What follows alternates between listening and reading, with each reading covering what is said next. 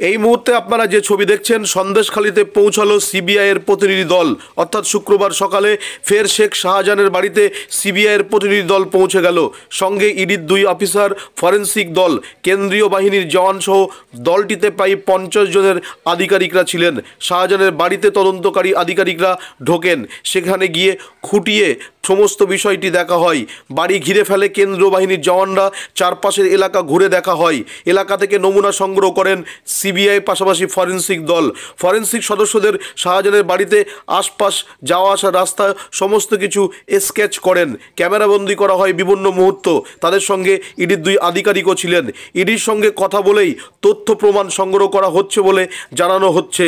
গত 5ই জানুয়ারি রেশন দুর্নীতিতে অভিযুক্ত শাহজাহানের বাড়িতে তল্লাশিতে এসে আক্রান্ত হয়েছিলেন আরেক কেন্দ্রীয় তদন্তকারী সংস্থা ইডির আধিকারিকরা। সিবিআই মনে করছে ওই হামলার সময় বাড়িতেই ছিলেন শেখ শাহজাহান। বাড়িতেই বসেই তিনি হামলার উস্কানি দিয়েছিলেন, এমনটি সিবিআইয়ের প্রাথমিক অনুমান। আপনারা সেই মুহূর্তের ছবি দেখছেন। শেখ শাহজাহানের বাড়ির মধ্যে ঢুকে পড়েছেন সিবিআইয়ের আধিকারিকরা। রয়েছেন ফরেন্সিকের দল, তারা এলাকা ঘুরে দেখছেন। পাশাপাশি শাহজাহানের বাড়ির সামনে যে রাস্তা রয়েছে সেই রাস্তার মাপযোগ নিয়ে একটি স্কেচ তৈরি করা হয়।